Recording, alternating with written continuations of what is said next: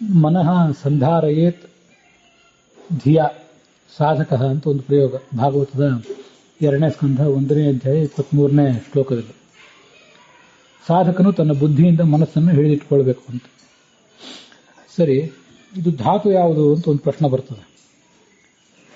ಇದು ನಮ್ಗೆ ಗೊತ್ತಿರುವಂತೆ ನಿಜಂತ ಧಾತು. ನಿಜಂತ ಧಾತು ಆಗಬೇಕಾದ್ರೆ ಹಾಗಾದ್ರೆ ಇದು ಅಣಿಜಂತ ಪ್ರಯೋಗ ಏನು? ಇದು ಪ್ರಶ್ನೆ ಬರ್ತದೆ. ನಿಜಂತದಲ್ಲಿ ಸಾಧಕ ಇದನ್ನು ಹಿಡಿದಿಟ್ಕೊಳ್ಬೇಕು ಅಂತ ಅರ್ಥ ಆಗಬೇಕು. ಧೃಂಜ್ ಧಾರಣೆ ಅಂತ ಭಾದಿಗಣದ ಧಾತು ಒಂದಿದೆ. ಅದಕ್ಕೆ ಧರಿಸುವುದು, ಟು ವೇರ್, ಟು ಸಪೋರ್ಟ್, ಹೀಗೆಲ್ಲ ಅರ್ಥ ಆಗ್ತದೆ. ಧರಿಸುವುದು ಅಂದರೆ ಬಟ್ಟೆ ಮೊದಲಾದ ಧರಿಸುವುದು, ಪರ್ವತ ಮೊದಲಾದನ್ನು ಎತ್ತಿ ಹಿಡಿಯುವುದು, ಪರ್ವತವನ್ನು ಧರಿಸಿದಾನೆ ಅಂತ ಹೀಗೆಲ್ಲ ಹೇಳ್ತಾರಲ್ಲ ಹಾಗೆ. ಅದರದ್ದು ಧಾರಯತಿ ಅಂತ ನಿಜಂತ ಆಗ್ತದೆ. ಆದರೆ ಆ ನಿಜಂತ ಆದರೂ ನಮಗೆ ಅದರಿಂದ ಉಪಯೋಗ ಏನಾಗೋದಿಲ್ಲ. ಯಾಕಂದರೆ ಅಣಿಜಂತದಲ್ಲೇ ನಮಗೆ ಬರಬೇಕಾದ ಅರ್ಥ ಬಂದ್ಬಿಟ್ಟಿದೆ.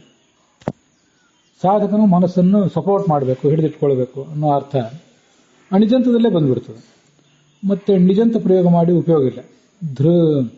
ಧೃಂಜ್ ಧಾರಣೆ ಭಾದಿಗಣ ಧಾತು ಇಟ್ಕೊಂಡ್ರೆ. ಧೃಂಗ್ ವಿಧ್ವಂಸನೆ ಅಂತ ಮತ್ತೊಂದು ಧಾತು ಇದೆ. ಧೃಂಗ್ ಅವಬಂಧನೆ ಅಂತ, ಅವಬಂಧನೆ ವಿಧ್ವಂಸನೆ ಐತೆ ಅಂತ. To fall down, to get destroyed ಅಂತ ಹೀಗೆಲ್ಲ ಅರ್ಥ ಬರೀತಾರೆ. ಬೀಳುವುದು, ಕಟ್ಟಿ, ಅವಬಂಧನ ಅಂದರೆ ಕಟ್ಟುವುದು ಅಂತ ಅರ್ಥ ಆಗಬಹುದೇನೋ. ಅದಕ್ಕೆ ಫಾಲ್ ಡೌನ್ ಅಂತ ಒಂದು ಅರ್ಥ ಹೇಳಿದ್ದಾರೆ ಈ ಕೆಲವರು ಅರ್ಥ ಹೇಳುವವರು. ಅಲ್ಲಿಯೂ ಕೂಡ ಅವಬಂಧನ ಅಂದರೆ ಕಟ್ಟಿ ಹಾಕುವುದು ಅಂತ ಅರ್ಥ ಇಟ್ಕೊಂಡ್ರು ನಿಜಂತ ಬೇಕಾಗಿಲ್ಲ. ನಿಜಂತ ಇಲ್ಲದೇನೆ ನಮಗೆ ಅಣಿಜಂತದಲ್ಲೇ ಸಾಧಕನು ತನ್ನ ಮನಸ್ಸನ್ನ ಕಟ್ಟಿ ಹಾಕ್ತಾನೆ ಅನ್ನೋ ಅರ್ಥ ಬಂದ್ಬಿಡ್ತದೆ.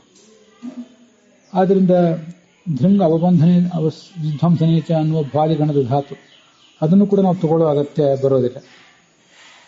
ಇನ್ನಿರುವುದು ಧೃಂಗ್ ಅವಸ್ಥಾನೆ ಅಂತ ಒಂದು ಧಾತು ಇದೆ, ತುದಾದಿಗಣದ ಧಾತು. ಇದು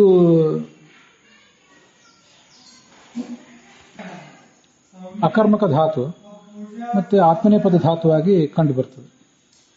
ಇದಕ್ಕೆ to exist, to be study, ಸ್ಥಿರವಾಗಿರುವುದು ಅಂತ ಹೀಗೆಲ್ಲ ಅರ್ಥ ಬರ್ತದೆ.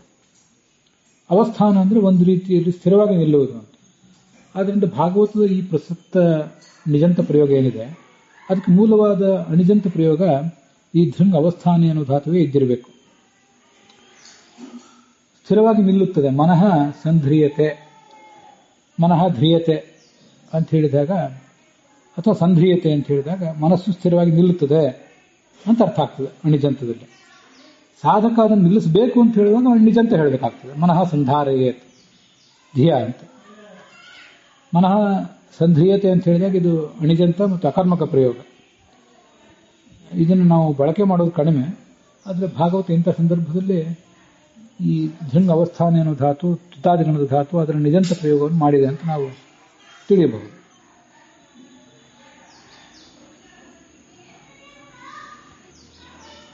ಭಾಗವತ 2:1-23